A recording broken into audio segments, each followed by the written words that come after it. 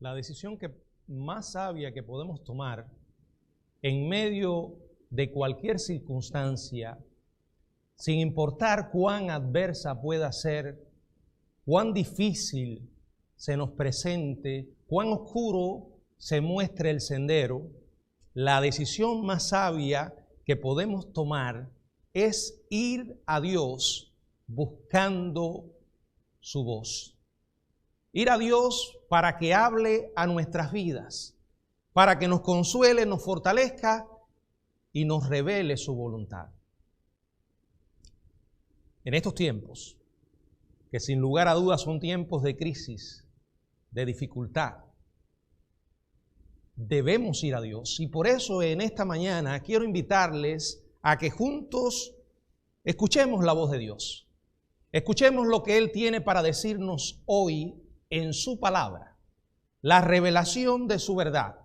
Y por eso Dios ha puesto en mi corazón un libro, específicamente un capítulo de ese libro, de esa carta, que es la carta de Santiago, el siervo de Dios y del Señor Jesucristo, como asimismo Él se presenta, a las 12 tribus que están en la dispersión. En esa carta de Santiago, en el capítulo 1, verso del 1 al 12, tenemos la porción que nos va a servir de reflexión en esta mañana. Quiero leerles nuevamente el pasaje, que ya lo leímos, pero lo vamos a leer de nuevo. Dice la palabra en Santiago capítulo 1, verso del 1 al 12. Santiago, siervo de Dios y del Señor Jesucristo, a las 12 tribus que están en la dispersión, salud. Hermanos míos, tened por sumo gozo cuando os halléis en diversas pruebas, sabiendo que la prueba de vuestra fe produce paciencia, mas tenga la paciencia su obra completa, para que seáis perfectos y cabales, sin que os falte cosa alguna. Y si alguno de vosotros tiene falta de sabiduría, pídala a Dios, el cual da a todos abundantemente y sin reproche, y le será dada. Pero pida con fe, no dudando nada, porque el que duda es semejante a la onda del mar, que es arrastrada por el viento y echada de una parte a otra. No piense, pues, quien tal haga, que recibirá cosa alguna del Señor. El hombre de doble ánimo es inconstante en todos sus caminos. El hermano que es de humilde condición, gloríese en su exaltación, pero el que es rico en su humillación, porque él pasará como la flor de la hierba. Porque cuando sale el sol con calor abrasador, la hierba se seca, su flor se cae y perece su hermosura, su hermosa apariencia. Así también se marchitará el rico en todas sus empresas. Bienaventurado el varón que soporta la tentación, porque cuando haya resistido la prueba recibirá la corona de vida que Dios ha prometido a los que le aman. El mensaje de esta mañana lo hemos titulado Enfrentando las pruebas. Oremos. Padre, gracias por tu bendita palabra nuevamente, y en este momento en que vamos a exponerla, te suplico que tu Espíritu Santo, Señor, sea quien nos asista, que Él nos guíe a toda verdad. Padre, háblanos a todos los que estamos aquí, unidos en espíritu, en este lugar, y también aquellos que están en internet, Señor. Que tu palabra poderosa pueda llegar a nuestras vidas. En estos tiempos de crisis, tú sigues hablando, Señor. Danos un oído dispuesto y un corazón receptivo. En el nombre de Cristo. Amén. Bueno, para iniciar el caso que Santiago presenta en su epístola, defendiendo la tesis de que la fe verdadera produce obras genuinas, él comienza entonces con un argumento inicial. Y este argumento aborda lo que podríamos llamar el problema del sufrimiento y las pruebas en la vida. Los lectores dispersos de Santiago estaban enfrentando tiempos difíciles, tiempos de adversidades, al tratar de vérselas con sus nuevas identidades como cristianos judíos en una sociedad que rechazaba tanto a los judíos como a los cristianos. Y en un contexto social como este, tan adverso como este, es comprensible entonces que estas pruebas los empujaran a muchos a tratar de encontrar una alternativa más cómoda? ¿Regresar al judaísmo o dejar de poner en práctica su fe en Jesucristo? Pero hermanos, podemos decir que esta situación o algo similar no fue privativa de los cristianos del primer siglo. Es más, las pruebas dolorosas de la vida han tocado a toda generación de creyentes a lo largo de la historia, incluyéndonos a usted y a mí. De hecho, todos estamos muy conscientes de que estamos atravesando tiempos difíciles. Hoy la adversidad ha tocado a la puerta de muchos cristianos. Sin embargo, amados hermanos, cuando la adversidad toque a nuestra puerta, mandemos a nuestra fe a abrirle. La fe que tenemos en el Señor vivo, en nuestro Dios soberano, que como todos sabemos, nunca pierde el control. En este pasaje podemos encontrar varias ideas que nos pueden ayudar a enfrentar las pruebas. Específicamente hay dos ideas generales que vamos a seguir. La primera es descubrir el propósito de las pruebas y cómo enfrentarlas. Esto está en los versículos del 1 al 4 del capítulo 1 de esta carta. La segunda idea general es una respuesta a la pregunta de por qué a veces nos abruman las pruebas. Y está en los versículos del 5 hasta el 12 del mismo capítulo 1. Vayamos pues sobre estas dos grandes ideas. En primer lugar, el propósito de las pruebas y cómo enfrentarlas. Quiero leer nuevamente los versículos del 1 al 4. Santiago, siervo de Dios y del Señor Jesucristo. A las 12 tribus que están en la dispersión, salud. Hermanos míos, tened por sumo gozo cuando os halléis en diversas pruebas, sabiendo que la prueba de vuestra fe produce paciencia, mas tenga la paciencia su obra completa, para que seáis perfectos y cabales, sin que os falte cosa alguna. Como ya dijimos, los destinatarios de esta carta estaban sufriendo. Ellos estaban enfrentando adversidades. Ellos estaban en circunstancias parecidas en cierta manera a las que hoy tenemos. Ellos, específicamente en su caso, habían sido esparcidos por todo el mundo, se sentían desilusionados y probablemente deprimidos. Nosotros no somos perseguidos, pero de pronto nos ha cambiado la vida. De pronto hemos tenido que adaptarnos a vivir dentro de nuestros hogares, intentando salir lo menos posible. Nuestra paciencia es puesta a prueba como nunca antes. De pronto tenemos que adaptarnos. Ellos se habían convertido, debido a la adversidad que enfrentaban, en blanco de críticas, de brutalidad y de tratamiento injusto. La mayoría de nosotros no sabemos lo que significa esto de una manera intensa como ellos lo sabían, pero sabemos como ellos lo que es el sufrimiento y la adversidad. Y Santiago, sin vacilación, se lanza de cabeza al asunto más apremiante, el tema de las adversidades, el tema de las pruebas.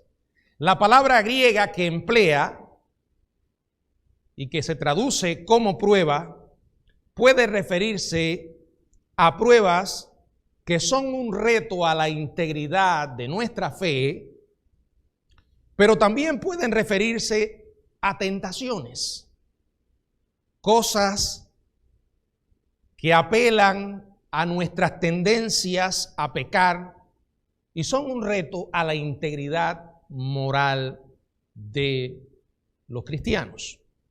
Ahora, en los versículos del 2 hasta el 12, Santiago está tratando con las pruebas, pero que tienen el primer significado, el que ya dijimos, las que son un reto a la fe de los creyentes. Y antes de considerar el aspecto de estas pruebas, de estas adversidades, es importante hacer dos consideraciones sobre ellas. En primer lugar, aquí nos dice la palabra, escuche bien, preste atención, porque es Dios quien está hablando, las pruebas son inevitables. ¿Escuchó? Así que no se crea el falso mensaje de la prosperidad, donde todo lo que le proclaman es maravillas, donde la palabra adversidad, las palabras adversidades y pruebas están ausentes, porque Dios en su palabra dice claramente que las pruebas son inevitables. ¿De dónde sacamos esto? Dice Santiago, hermanos míos, tened por sumo gozo cuando os halléis. Esto no es una posibilidad. Esto habla de algo que va a suceder en algún momento de nuestra vida. Podemos decir que como la muerte, las pruebas son inevitables. Usted no puede escapar de la muerte. Todos vamos a morir. No sabemos cuándo, pero es cierto que un día va a ocurrir. Podemos cuidarnos, hacer ejercicio, tratar de mantener una dieta saludable, pero inevitablemente un día nos llegará la muerte. Pocas cosas podemos decir que son tan ciertas en este mundo. Pero los problemas, las adversidades, los grandes retos a la fe, ni lo dude, vendrán. Número uno, las pruebas son inevitables. Segundo, Santiago califica a las pruebas como diversas. Él dice que son variadas. Dice, cuando os halléis en diversas pruebas. La palabra diversas significa variadas o de muchos colores. Las pruebas son variadas, vienen en distintos colores. En otras palabras, las pruebas suceden en todas las formas y tamaños. Como visitas no invitadas, se meten en nuestra vida y lo hacen sin anunciarse. Y a veces llegan para quedarse por un largo tiempo. Las pruebas pueden ser frecuentes y molestas, o tan colosales que nos cambian la vida. ¿Verdad que sí? Trate de mirar unas semanas atrás y honestamente considere si realmente usted se imaginaba lo que hoy está viviendo. ¿Verdad que no? No podemos predecir lo que nos traerá las pruebas, ni cuándo nos van a llegar.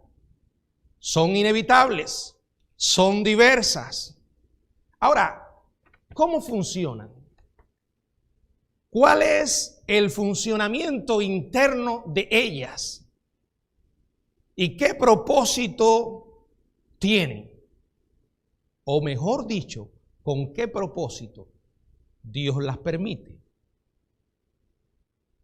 Santiago realmente descorre el velo y les permite a sus lectores que vean el funcionamiento interno de las pruebas y revela que tienen un propósito.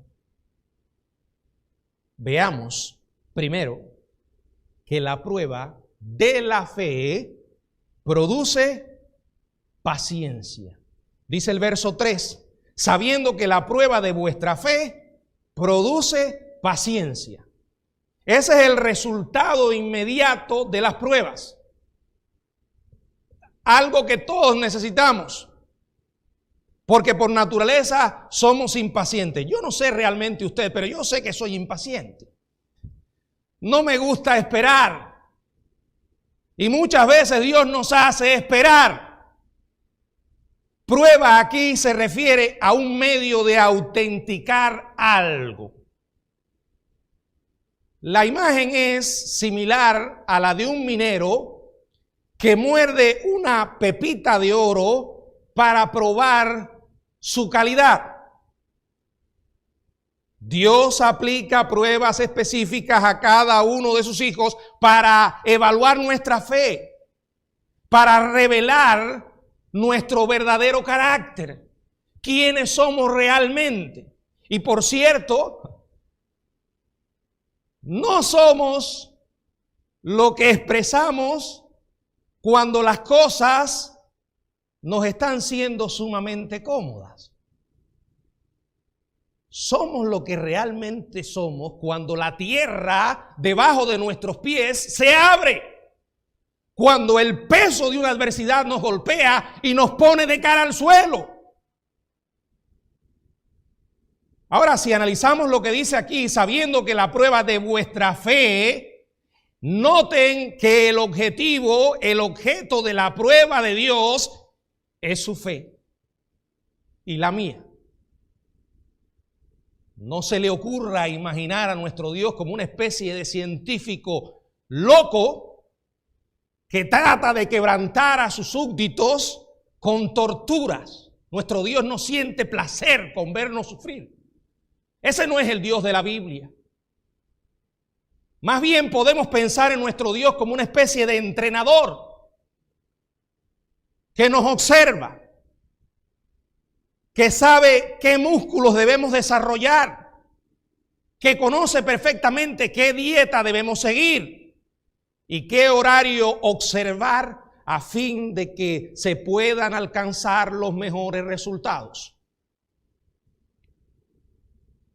La intención de Dios no es romper los músculos de nuestra fe. La intención de Dios con las adversidades es estirar los músculos de nuestra fe, es fortalecerlos. Y lo hace, dice la palabra, produciendo ¿qué? Paciencia. Paciencia es un término derivado de dos palabras griegas que juntas literalmente quieren decir permanecer bajo, o como diríamos nosotros, aguantar. La paciencia es solo el resultado inicial. La paciencia es, como dijimos, el resultado inmediato. Pero dice la palabra que la paciencia misma tiene un propósito mayor. ¿Cuál es? Dice la palabra, su obra perfecta. Verso 4, mas tenga la paciencia su obra completa, para que seáis perfectos y cabales, sin que os falte cosa alguna. Es como si Dios dijera, en mi plan soberano he preparado una serie de cosas que van a ocurrir. Y mi dedo de pruebas pulsa la primera, paciencia. Y cuando llega la paciencia, aumenta la madurez, lo que conduce a un carácter completamente desarrollado. He visto a lo largo de los años que la gente que tienen un carácter cristiano más firme, maduro, invariablemente han aprendido a manejar sus vidas bajo el crisol de la adversidad. Es aquella madre que pierde a su hijo y puede orar al Dios vivo y decirle palabras como esta: Dios mío, tú sigues siendo bueno, tú diste y tú quitaste, sea tu nombre bendito. No es fácil, pero hay madres que lo han hecho. Es aquel padre que tras haber trabajado durante años en una empresa, de pronto pierde su trabajo y le dice a su familia: amados míos, reunámonos esta noche y vamos a reunirnos para darle gracias a Dios por esta oportunidad preciosa que me da de confiar en Él. Qué tremendo, ¿verdad? Es aquel adolescente que dice, no voy a ceder a mis principios, aunque sea el único. Mantendré mis normas aunque me rechacen, aunque me traten como un extraño mis compañeros. Voy a defender mi fe. Es la maravillosa cualidad de la madurez, hermanos.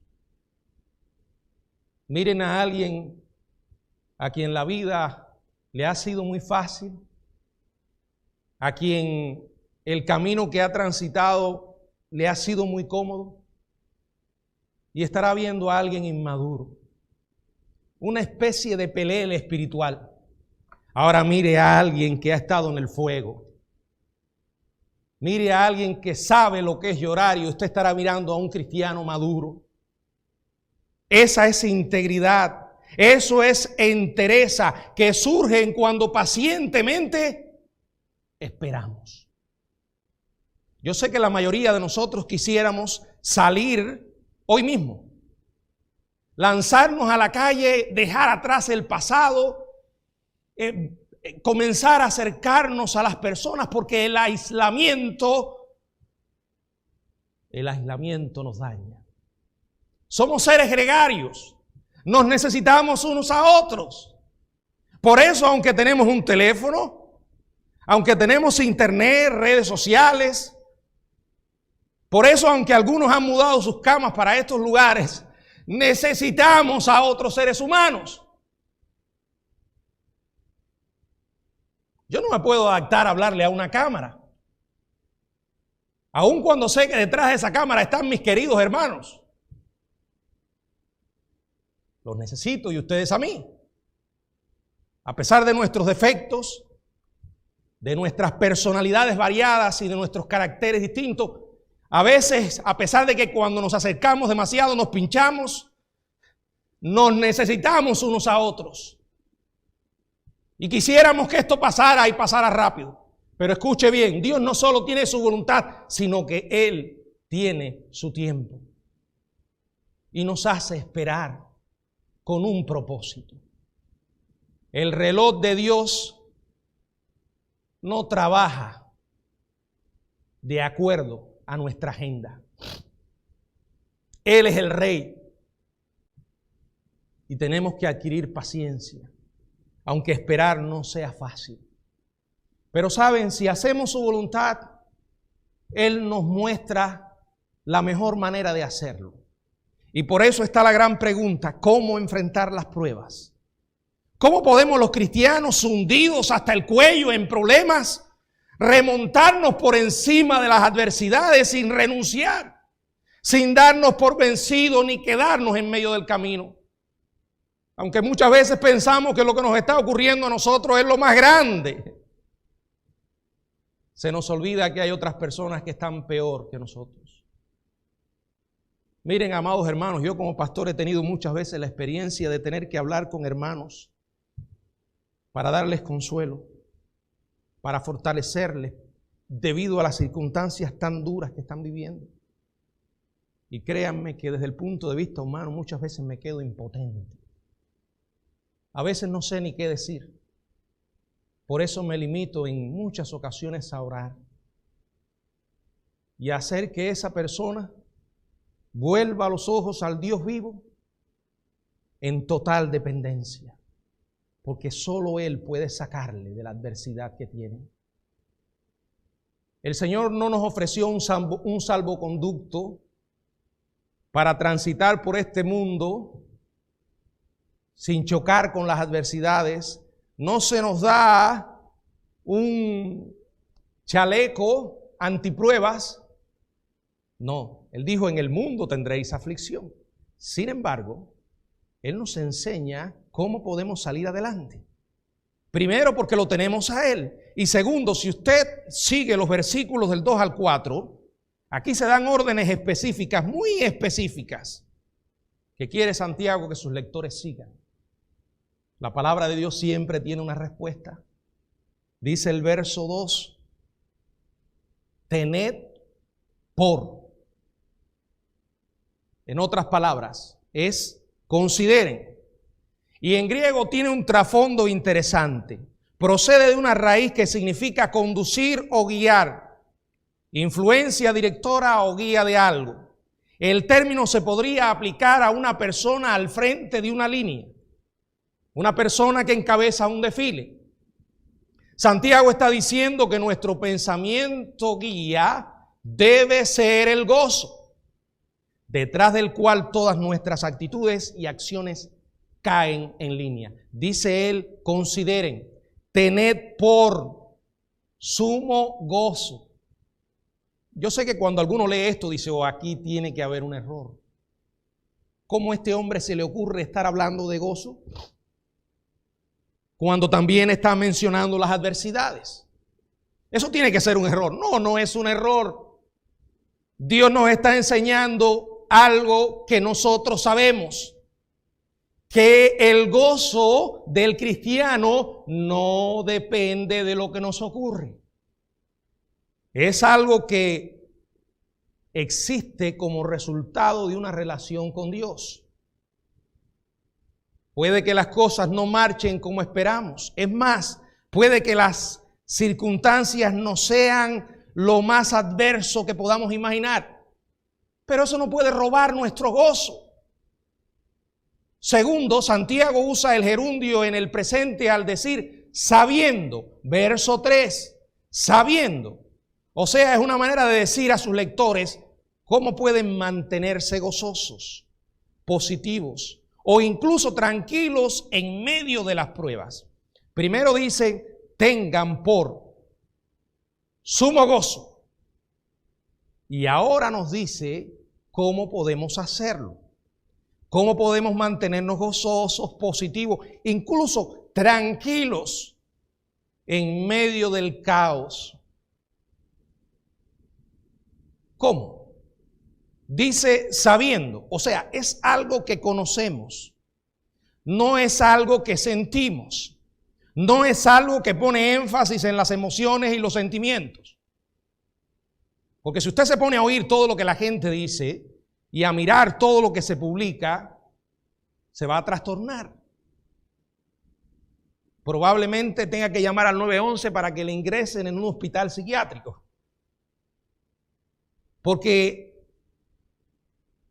esas informaciones van directamente a sus emociones, a sus sentimientos. Y entonces la duda se va transformando en temor, el temor va convirtiéndose en pánico y el pánico va llevando a la persona a la desesperación. Aquí el énfasis de la palabra no es los sentimientos. Él dice, sabiendo. ¿Qué quiere decir? Conociendo. O sea, recordando lo que sabes, lo que Dios ha dicho. Tienes que elegir a quién le vas a creer. ¿A Dios o al diablo? ¿En quién vas a poner la mirada? ¿En Jesucristo o en los hombres?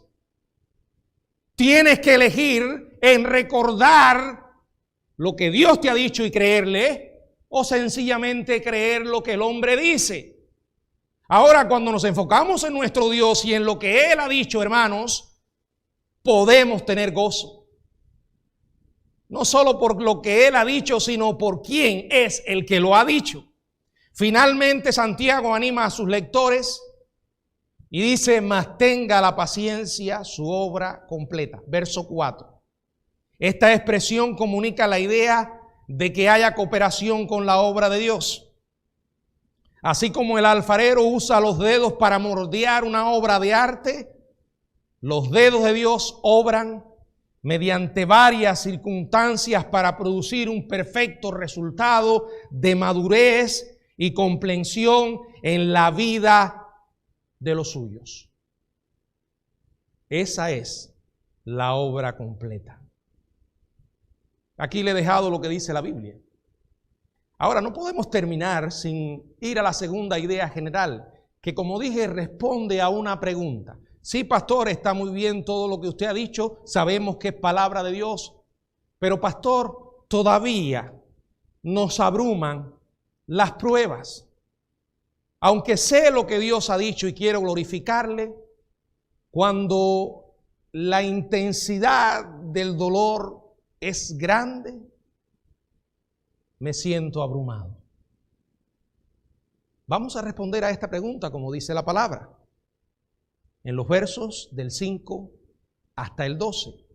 Quiero leer: y si alguno de vosotros tiene falta de sabiduría, pídala a Dios, el cual da a todos abundantemente y sin reproche, y le será dada. Pero pida con fe, no dudando nada, porque el que duda es semejante a la onda del mar que es arrastrada por el viento y echada de una parte a otra. No piense, pues, quien tal haga, que recibirá cosa alguna del Señor.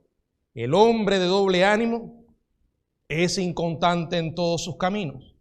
El hermano que es de humilde condición, gloríese en su exaltación. Pero el que es rico en su humillación, porque él pasará como la flor de la hierba. Porque cuando sale el sol con calor abrasador, la hierba se seca, su flor se cae y perece su hermosa apariencia. Así también se marchitará el rico en todas sus empresas. Bienaventurado el varón que soporta la tentación, porque cuando haya resistido la prueba recibirá la corona de vida que Dios ha prometido a los que le aman. Después de dar un vistazo detrás de bastidores al propósito de las pruebas y dar consejo práctico sobre cómo podemos enfrentarlas positivamente, Santiago decide responder a esta pregunta persistente: ¿por qué las pruebas nos abruman? ¿Por qué a veces cedemos? ¿Qué es lo que nos impide aguantar la vida en el crisol y mantener el gozo? Hermanos, el contexto de este pasaje nos está diciendo que la respuesta es nuestra falta de sabiduría. Por eso, siempre que nos sintamos mal equipados para enfrentar una adversidad, tenemos una opción. Y es la opción de ir a nuestro Dios y de pedirle a Él sabiduría.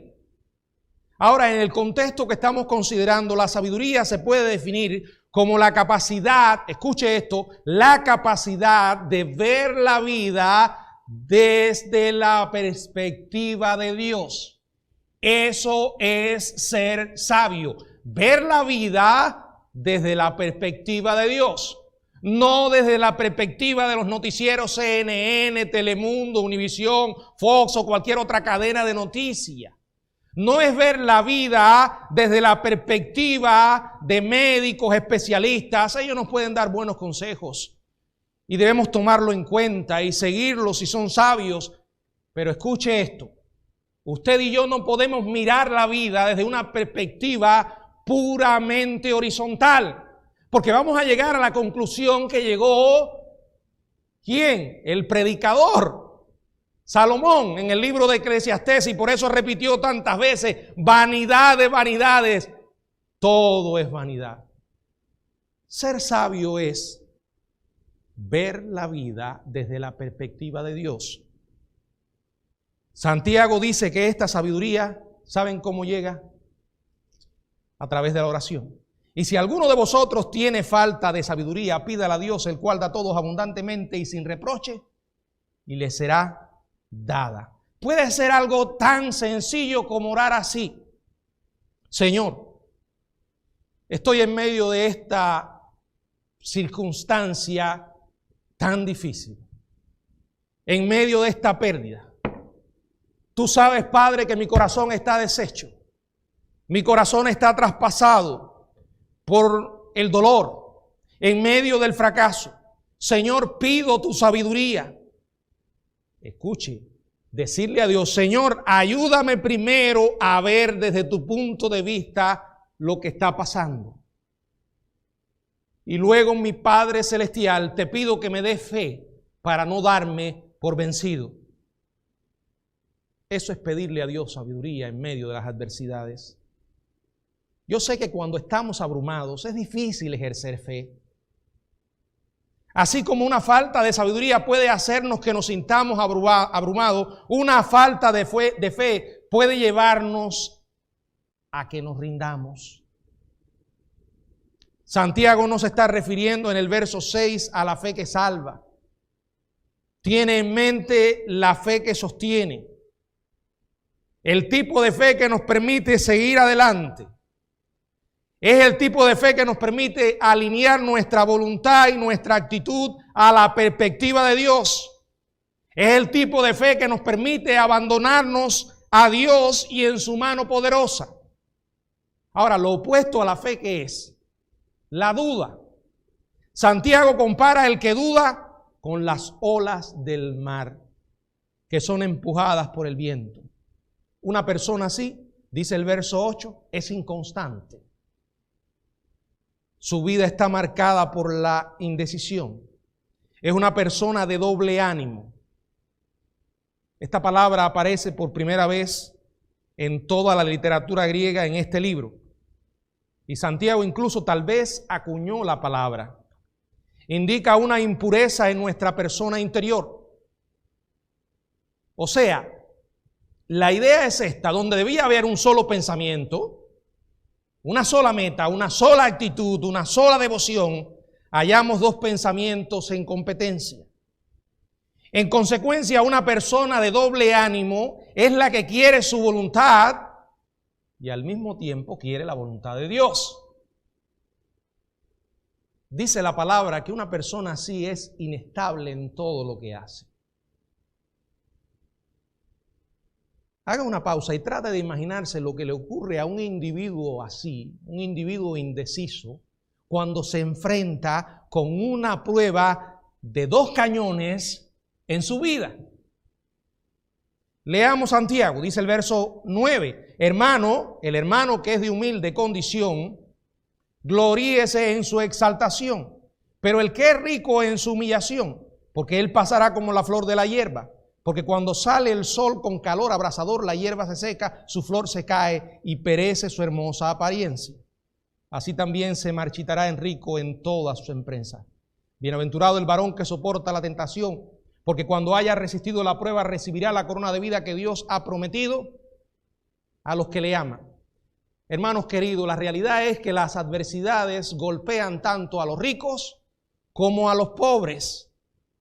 Los pobres que no tienen y los ricos que tienen demasiado y a veces piensan que con lo que tienen pueden alcanzar una especie de escudo de protección, una especie de cojín que puede ablandar su caída. ¡Qué error!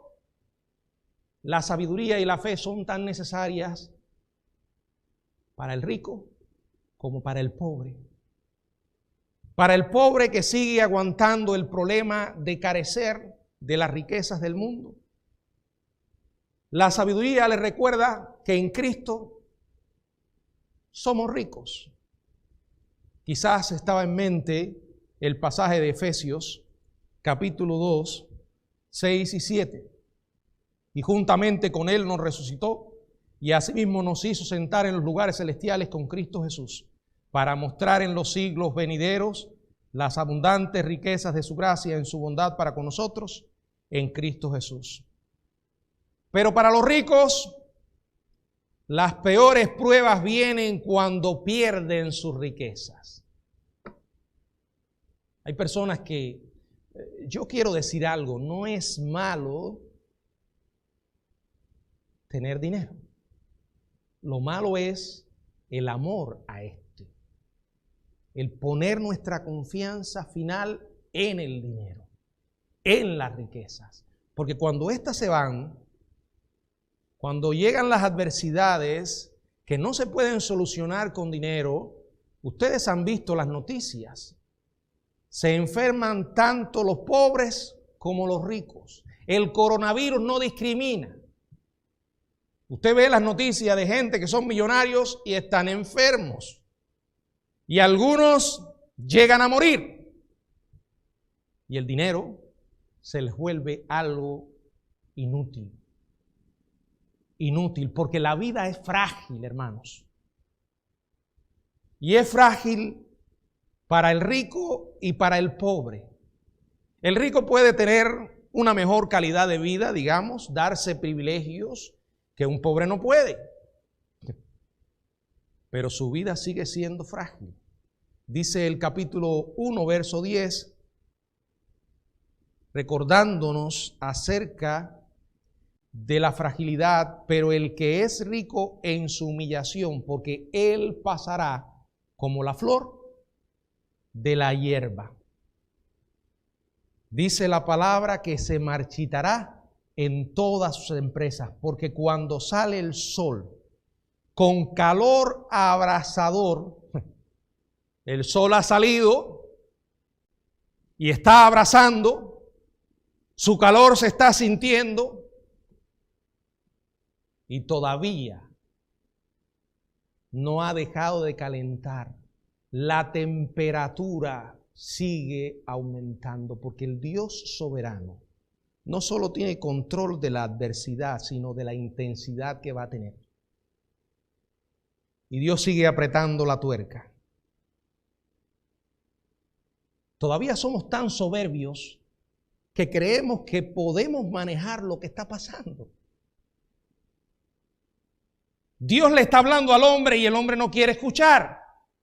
Miren esto, porque cuando sale el sol con calor abrasador, la hierba se seca, su flor se cae y perece su hermosa apariencia. Porque en definitiva todo es pura apariencia.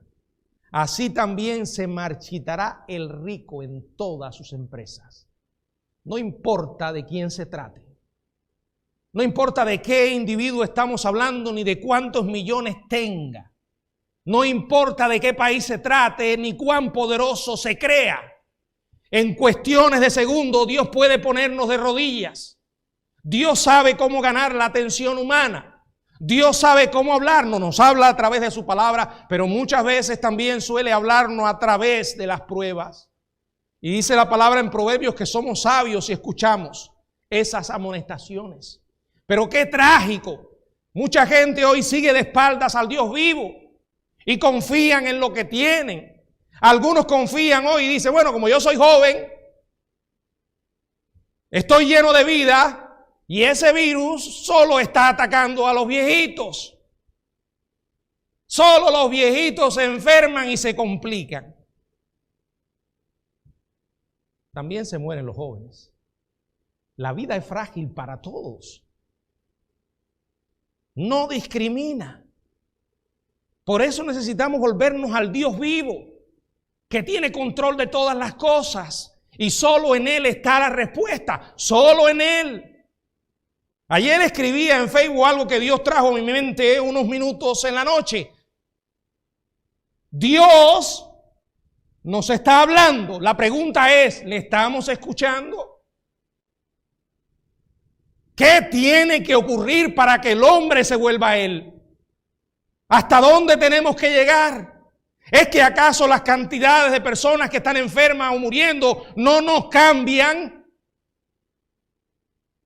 ¿Acaso la indiferencia todavía sigue abrazada a nuestro ser? ¿Seguimos con ese armazón de hierro? Santiago describe por encima de todo la recompensa que viene de Dios. Verso 12. Bienaventurado, feliz, no aquel que escapa, sino aquel, dice la palabra, el varón que soporta la tentación. En el contexto, vuelvo, es prueba. Porque, y dice ahora, cuando haya resistido la prueba, recibirá la corona de vida que Dios ha prometido a los que le aman. Dice la Biblia que la clave está en ¿qué? En resistir. No es que tú y yo somos superhéroes. No, tú no eres el Capitán América ni yo soy Superman. Tú no eres la Mujer Maravilla ni cualquier otra superhéroe. Somos seres humanos y somos frágiles. Por eso ser sabio es reconocer esa fragilidad y mirar al Dios Todopoderoso. Sin Dios, escuche esto, la vida es absolutamente imposible. No importa cuán soberbio se muestre un individuo, un día lo va a reconocer. No puedes huir de Dios hasta la tumba. Ese será tu peor error. Este es el momento para volverte a Él con un corazón humilde y pedirle perdón. Señor, yo no sé qué está pasando. Pero lo que sí sé es que tú nos estás hablando.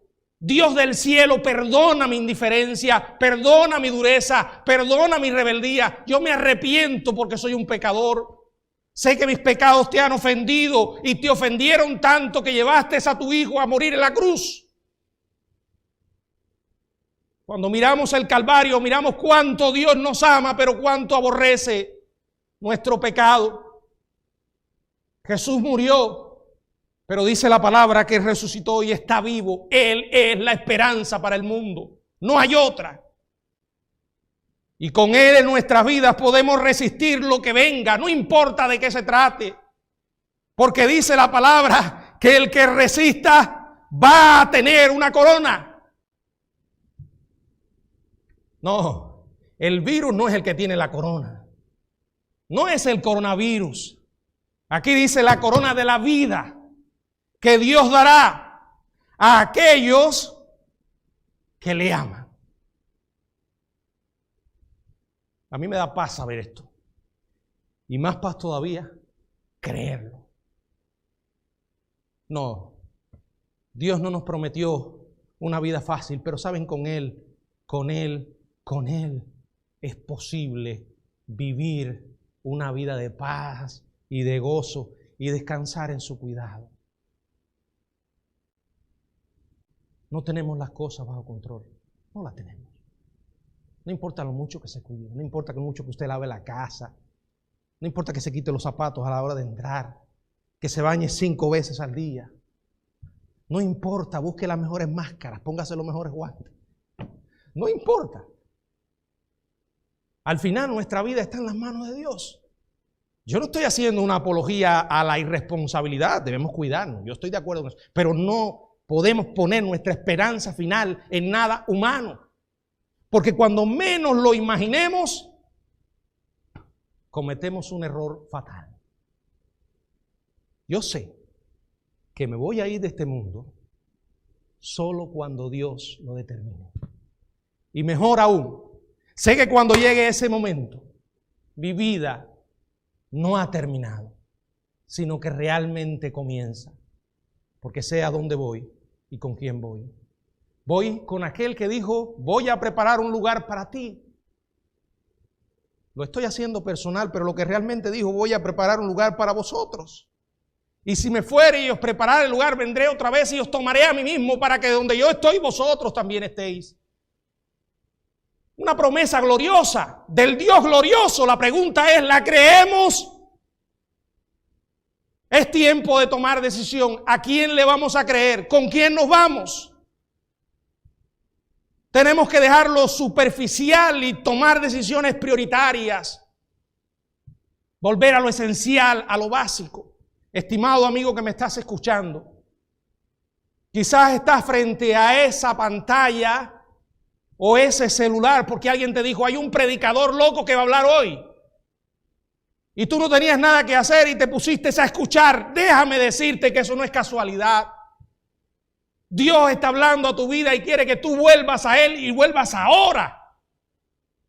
Por favor, entiende que esto no se trata de religión.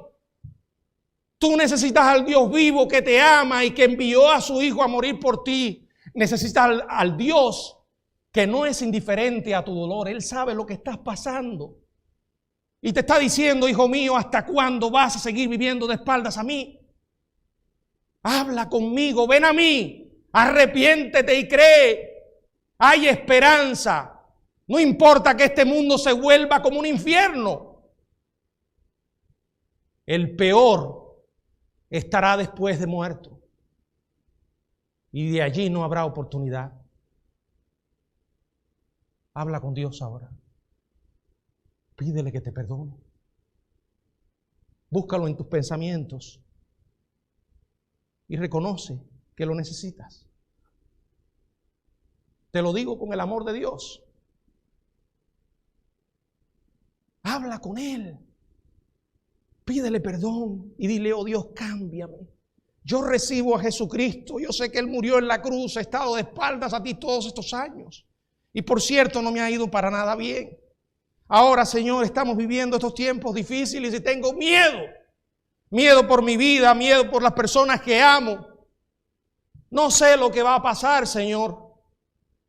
Los hombres nos prometen que las cosas van a mejorar, pero las cifras nos están diciendo lo contrario. Te necesito, Dios, perdóname. Y Dios lo hará. Venga a Cristo ahora. Esta es tu única oportunidad. No sabes si habrá otras. Este es el momento. Amado hermano, déjame decirte algo. Hoy tenemos una oportunidad preciosa. La vida se nos va. Si no se nos va con este virus, se nos está yendo con el paso de los años. Necesitamos aprovechar el tiempo porque los días son malos. No sabemos cuándo va a venir Jesucristo. Y por eso necesitamos hablar de Él. Cada día vivo más convencido que no hay otra esperanza para este mundo aparte de Dios. ¿Lo crees tú, hermano mío?